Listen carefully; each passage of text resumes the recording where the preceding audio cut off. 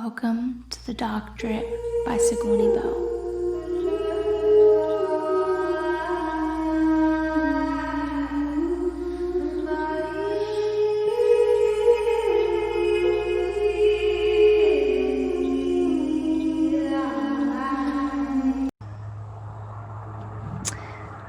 Okay, so I'm just going to be recording this video via Zoom and then posting it in the group. Well, sure, I will be posting it in the group. Unfortunately, I've been banned off Facebook for 30 days and I've got another 18-day ban, and so I can't actually come in and do a live in the group, which is unfortunate because I've also got a couple of group programs happening at the moment and it's highly inconvenient, but that's okay because we have this technology we can use. So I want to first start off by saying welcome. The intention of this container, the Dark Drip Central Activation container for Business Awakening, is to give you some tools to connect in with the spirit or the entity of your business medicine. So my belief around business is that business is a byproduct of our creativity stream, and it's not separate to our regular creativity. And that really I want to start to reframe business. Business for me has always been a byproduct of me just showing up, doing what I love, streaming what comes through me, and actually then as a byproduct of that earning money. So I really want to restructure the concept we have around business, because I feel like that's a big part of why we don't actually show up in authenticity, or why we don't actually show up for our business, because the business paradigm has really constructed this way of doing business and being in business that's actually not harmonious with our true natural state, and that's also not harmonious with the state of the feminine.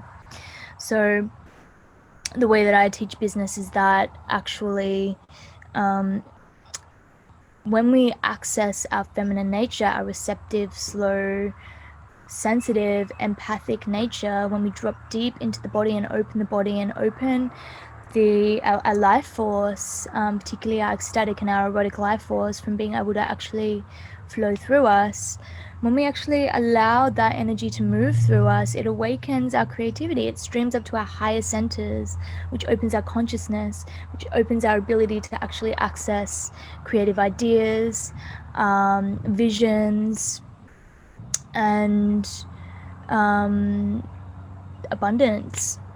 And so yeah, my kind of philosophy around business is that when you drop into the body and actually drop into these deeper receptive states through some of the practices that I'll teach you, and when we also process our emotional body and keep our emotional body moving, this actually allows for life force energy to move, which allows for feminine magnetism and actually allows for the authentic birthing of businesses which come and are seeded through the womb. And when we actually allow ourselves to drop into those receptive states, we actually have access to those. Whereas normally, if we're doing so much and if we're really in the world and focused on the external, it doesn't allow us to actually be present with the internal processes that are always happening and that are always drawing us home to our creative seed. So the way that I work is that I don't plan content. I don't go like, I'm going to do this on this week. I actually drop into my own processes and I teach what's actually alive for me and what's moving through me. And so this is why I'm going live today, because I've been through a whole process today of shamanically aspecting with my business and finding out what it desires from me and making a few key decisions from that place. So I just had to make sure it's recording. Yes, it is. Great. Shamanic aspecting may be something that you guys are familiar with. So if we look at shamanism, shamanism is an ancient practice, and shamanism is about connecting with the more spiritual realm, really. In if I'm going to just simplify it, I mean, it's not something that like I'm not teaching it from a lineage perspective right now. I'm just teaching the bare philosophy around um, one of the core principles of shamanism, which is that spirit is within everything.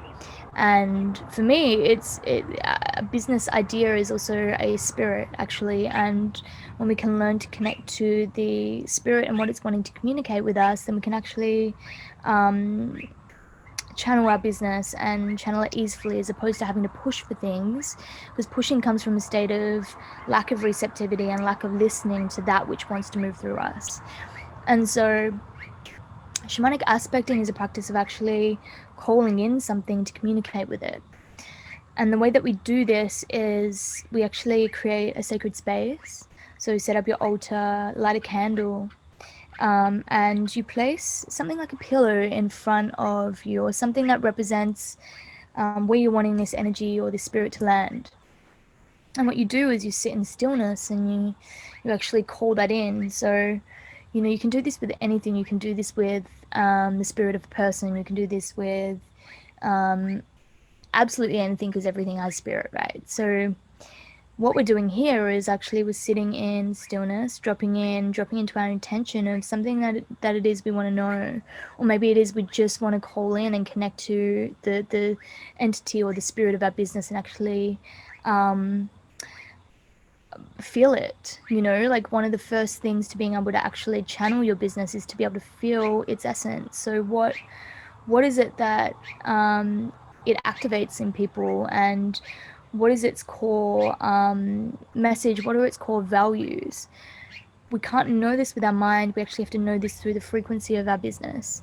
And we can actually get to understand the frequency of our business by actually dropping the frequency in and actually just feeling it in our bodies, so receiving it.